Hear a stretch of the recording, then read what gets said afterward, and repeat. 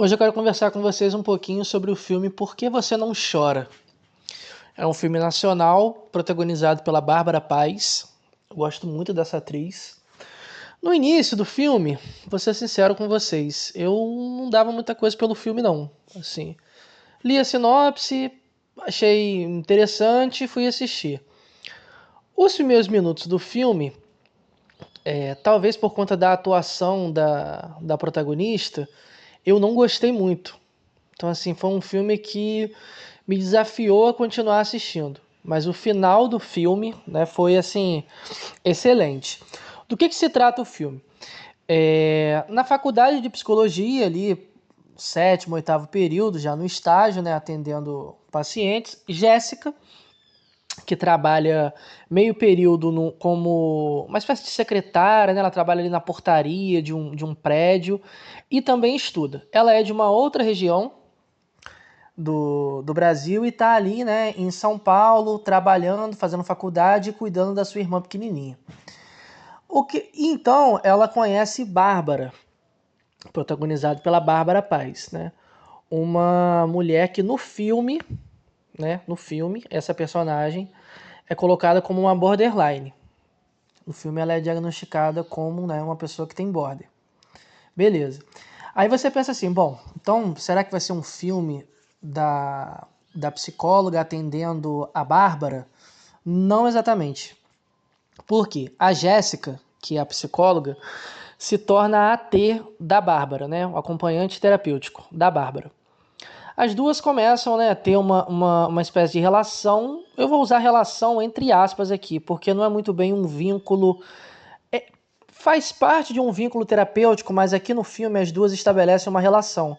E essa relação se torna problemática lá na frente. Então, assim, para uma pessoa que não estuda psicologia, que não é formada em psicologia, ela pode não entender certos termos, mas assim, o roteiro do filme é muito claro no que ele quer passar.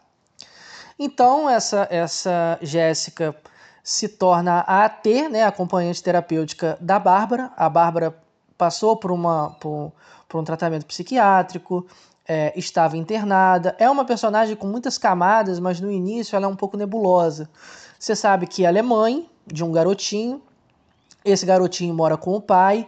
O pai não tem uma relação tão boa com a Bárbara, né? Meio que faz uma espécie de alienação parental ali com ela, meio que proíbe ela de ver o filho. Ela só pode ver o filho na presença dele e na presença da avó paterna.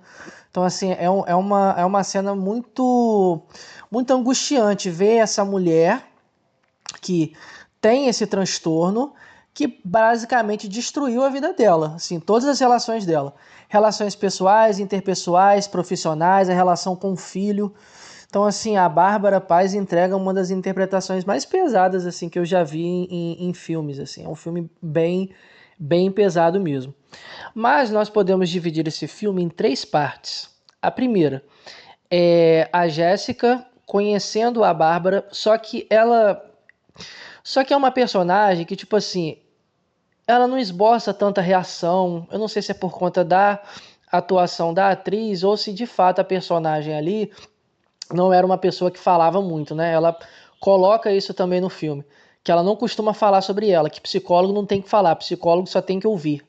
Então, assim, ela solta vários estereótipos do psicólogo, né? Que o psicólogo não pode rir, o psicólogo não pode falar de si mesmo. É como se ela estivesse atendendo a.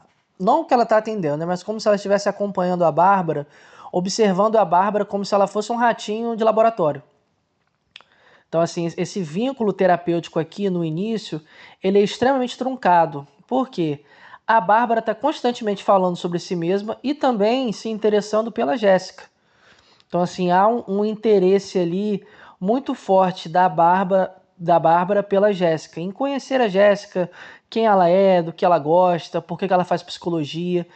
E aos poucos, as duas começam a criar uma espécie de amizade. Aqui reside o problema, né? O problema inicial do filme. Ao mesmo tempo que a Jéssica, no início, adota uma posição muito distante da Bárbara, observando ela como se fosse um rato de laboratório, eu não vou usar o termo facilitar, mas assim, É uma transferência muito ruim, muito truncada, né? Tipo, a Bárbara tá ali tentando falar sobre ela e a Jéssica fica com a cara fechada, super técnica, chega inclusive a dizer pra ela coisas do tipo, olha, você tá tendo essa reação agora porque você tá sentindo isso. Eu li em tal livro. Então, assim, você que é psicólogo assistindo esse filme, vendo o que a Jéssica tá fazendo, você em diversos momentos vai falar assim, puta que pariu, por que ela tá fazendo isso? Por que ela tá falando isso? Por que ela tá fazendo isso com o paciente? Só que aí que tá, eu acredito que o filme faz isso de propósito. Por quê? Porque a Jéssica, ela tem supervisão na faculdade. Assim, é um estereótipo do estereótipo a supervisão que acontece aqui, né? A forma como os atores falam sobre psicologia é muito superficial. Então, assim, para uma pessoa que não é psicólogo assistindo esse filme, pode achar assim, uau, mas para quem é psicólogo, vendo esse tipo de. Ouvindo e assistindo esse tipo de diálogo, é bem piegas, né? Você fala assim, meu Deus, isso é muito superficial. Mas beleza, o filme entrega isso e você aceita. A Jéssica faz supervisão. Aparentemente não se empenha muito ali, ela não fala muito do caso dela, ela não articula junto com os colegas, ela não discute o caso com os colegas, ela não levanta questões, ela é muda. Então assim, ela entra, assiste a supervisão, faz algumas anotações e volta para casa. A Jéssica não tem amigos, a Jéssica não tem nenhum nicho que ela pertence, a Jéssica não tem nenhuma relação, nenhum tipo de relação interpessoal, né? Existe uma pobreza afetiva e uma pobreza absurda nas relações da Jéssica. Então, assim, é uma personagem que não é tão interessante porque ela não tem nada na vida dela, né? Tipo, ela trabalha, estuda, não conversa, não se abre, não expõe suas fragilidades, seus gostos, seus desejos. E, o mais importante, ela não faz análise e nem terapia. Então, assim, ela está atendendo alguém que é border, um paciente extremamente difícil, né? Um transtorno extremamente difícil de tratar, e ela nem está fazendo análise pessoal. Então, assim, ela não faz análise pessoal e nem faz terapia. Beleza. Na segunda parte do filme, as duas estabelecem uma relação, né? Elas se tornam amigas, tipo, a Jéssica meio que dá um presente pra ela, pra Bárbara, começa a frequentar a casa da outra, almoçam juntas, vão fazer compras juntas, ela escuta a história da Bárbara sobre o filho dela, sobre os cursos que a Bárbara fez, né? Ela ajuda a Bárbara a entregar currículo, acompanha ela na audiência com o juiz lá em relação à guarda do filho. Essa segunda parte do filme, você percebe que o desenvolvimento da personagem da Bárbara começa a ficar ainda mais evidente. Então parece que muda. A protagonista, ao invés de ser a Jéssica, se torna a Bárbara. Mas nessa segunda parte do filme, a Jéssica continua não fazendo terapia. Ela não faz terapia e cada vez mais vai se fechando, né? Extremamente fechada para o mundo e lidando com algumas questões. O filme ele traz uma metáfora que é o seguinte: quando ela está deitada e ela olha para o teto meio que fica pingando uma água assim em cima dela. Ela está dormindo, ela coloca ali um potinho com a goteira e ela muda de posição, onde ela estava dormindo para poder a água não cair em cima da cabeça dela. O filme traz essa metáfora constantemente, né, dessa goteira, que lá no final do filme você entende por que eles estão usando isso. A Bárbara tem alguns episódios que ela ofende a Jéssica, que ela diz que não quer mais ficar junto com a Jéssica, que não quer a Jéssica como a acompanhante terapêutica dela. Há momentos ali onde a Bárbara age com uma extrema agressividade, sendo hostil, cruel, escrota mesmo com a Jéssica. Isso faz parte do tratamento, faz parte, né, dessa série de sintomas / características de pessoas que são portadoras, né, do transtorno borderline. Beleza. Só que a Jéssica não lida muito bem com isso. Tudo começa a desandar quando a Jéssica dá um presente para a Bárbara. Então, assim, o tratamento estava seguindo de um jeito. Quando a Bárbara recebe um presente, ela se sente cobrada. Olha só que interessante. Tipo, tem gente que adora dar presente, né? Tipo, vou dar um presente pra minha mãe, pra um amigo, pra minha namorada. Aí a pessoa pensa no presente. Sai de casa, vai até o shopping. Porra, o que eu posso dar pra fulano? Fulano trabalha muito sentado. Será que eu posso dar um apoio pras costas dele? Será que eu posso dar uma caneca com uma foto da gente? A pessoa pensa no presente e gosta de presentear. Tem gente que odeia receber presente. Por quê? O presente é sempre uma dívida. Por exemplo, recebi um presente de um amigo meu no meu aniversário. Quando ele fizer aniversário, quando for aniversário dele, eu vou me sentir em dívida do tipo, porra, ele me deu um presente, eu tenho que dar também. Então, assim, tem gente que odeia receber presente porque sente que, de certa forma, está em dívida com o outro. Se eu recebo um presente de R$ 50 ou de R$ 40, beleza, talvez essa dívida não seja tão alta, né? Eu posso dar um presente para o outro nessa faixa. Olha, ele me deu um presente de 40, eu vou dar um presente de 40. Agora, se o outro me dá um presente de R$ 400, e aí, como que eu vou me sentir? Tipo, isso em algumas pessoas, né? Então, o presente para alguns não pode ser, às vezes não é tão legal, né? Vem como uma dívida. Porra, eu me sinto em dívida com o outro. Aqui com a Bárbara, o presente foi uma cobrança. Ela se sentiu cobrada quando ela recebeu esse presente. Por quê? Quem dá presente espera também receber presente. Tipo, há um simbolismo muito interessante nessa cena, né? Ela recebe o presente e tudo começa a desandar na relação entre as duas, né? Nessa relação terapêutica, entre aspas, que eu tô colocando aqui nesse vídeo. Na terceira parte do filme, a Bárbara aparentemente consegue ali ter a guarda do filho compartilhada, né? Aparentemente está melhor do que se encontrava antes. Ela teve duas crises no filme, uma inclusive há uma cena muito forte que ela fala sobre a obrigatoriedade de viver quando você tem filho. Então, tipo assim, nem se matar mais ela pode. Olha só o quão forte é isso. Tipo, quando você não tem filho, em tese, você pode se matar. Vamos dizer assim, né? Tipo, óbvio, você tem amigos, você tem a sua família, você tem a sua mãe, seu pai, seus irmãos. Mas não existe nenhum ser humano aqui que depende exclusivamente dos seus cuidados. Não existe um ser humano aqui que faz parte de você, que você criou. Então, assim, é um peso muito maior para um depressivo ou para um border que tem filho, por exemplo, sentir que perdeu esse direito. Tipo, porra, eu perdi o direito de tirar minha própria vida. Eu tenho, olha só, o dever. Eu tenho que continuar vivo. Eu devo continuar vivo porque eu tenho filho. Isso se torna um peso. O filho, que para alguns é bênção, é a melhor coisa que aconteceu, é a melhor coisa da minha vida, é um presente de Deus para mim, etc e tal. Quando a pessoa está em crise, seja numa crise de depressão profunda, ou se essa pessoa, por exemplo, tem bipolaridade ou tem border, se torna um fardo. Por quê? Essa pessoa não tem força nem para fazer coisas simples.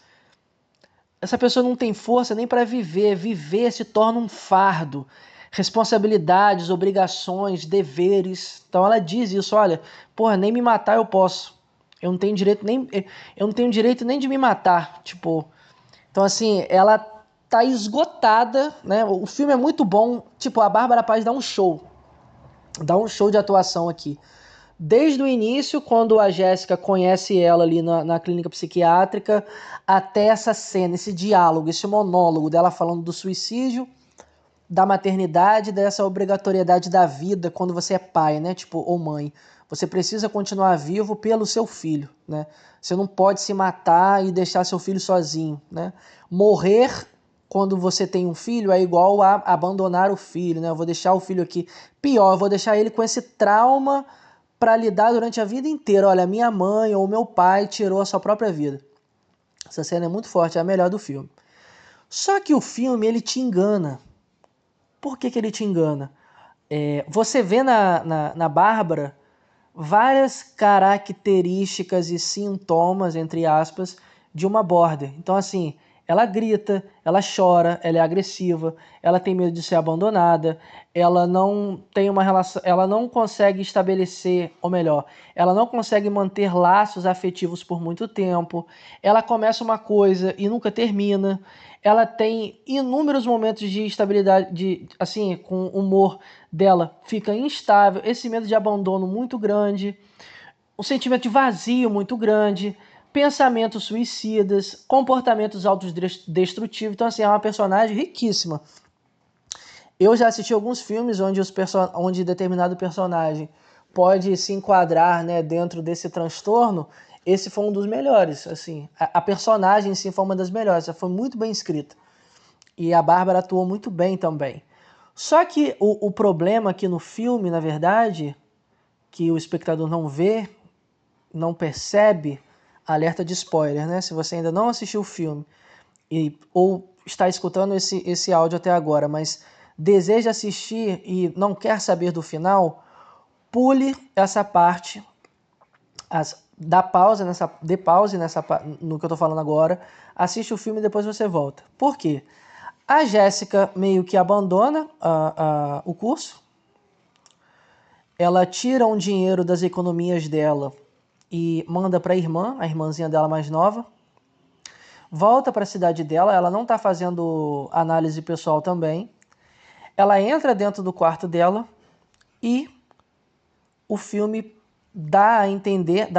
deixa claro que a Jéssica tira a própria vida dela.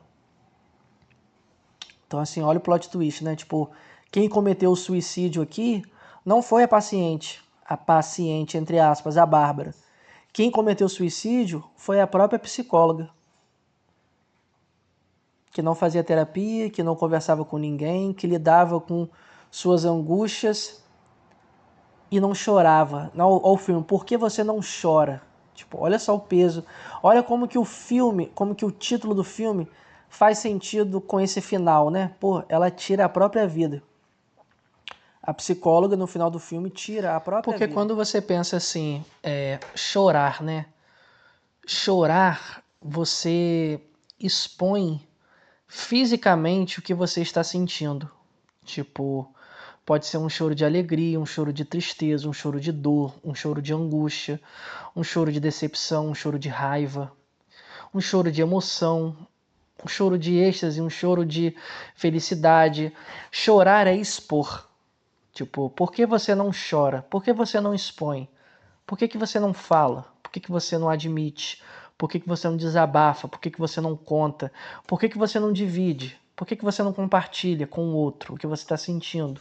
O que você está passando? Né? Então aqui essa personagem não fez nada disso. Né? O suicídio, muita gente não tem dimensão do que é a dor de uma pessoa a ponto dessa pessoa cometer suicídio, assim. Porque uma coisa é quando a pessoa tem ideações suicidas, ela imagina como seria, ela fantasia, ela tem vontade de fazer, mas ela não faz.